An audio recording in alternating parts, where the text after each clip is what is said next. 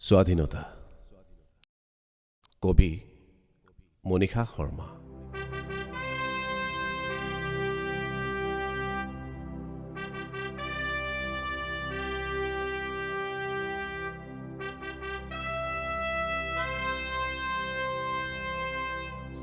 ভোকত চটফটাই কান্দোনত ভাগি পৰা শিশুৱে জানো বুজি পায় স্বাধীনতাৰ অৰ্থ?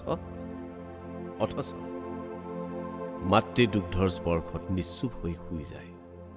হাৰ পাই আকৌ কান্দে, যি মন তাকে কৰে, এয়া তাৰ স্বাধীনতা। ৰাজনৈতিক সভাত ভাষণবোৰ উদাত্ত হৈ উঠে, এয়া নেতাৰ স্বাধীনতা। ইনকলাব জিন্দাবাদ, এই জুই জ্বলিছে, আমাৰ দাবী মানিবই লাগিব, এয়া আমাৰ স্বাধীনতা, কথা কোৱাৰ স্বাধীনতা। পোৱা নোপোৱাৰ যুঁজখন এনেকে চলি থাকে, দিন বাগৰি বছৰ আহে, আকৌ এদিন স্বাধীনতা আহে, কেৱল উদযাপন কৰিবৰ বাবে।